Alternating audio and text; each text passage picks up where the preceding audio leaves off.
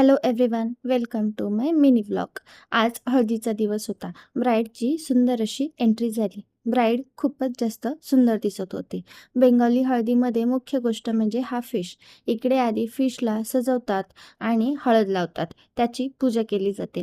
त्यानंतरच ब्राईड आणि ग्रूमची हळद होते. इकडे लहानांपासून थोरापर्यंत सर्वांचे गिफ्ट्स ठेवलेले होते. राज्य कोणतेही असो, अतिथी देवो भव ही आपल्या देशाची परंपरा आहे. त्यामुळे यांनी आलेल्या सर्व पाहुण्यांना गिफ्ट्स दिले. नवरीसाठी तर पूर्ण शृंगाराचे सामान आले होते.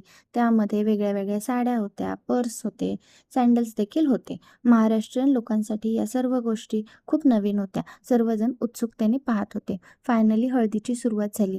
इकडे 5 सवाष्ण बोलवण्यात आल्या होत्या. 5 सवाष्ण्यांनी मिळून नवरीला हळद लावली.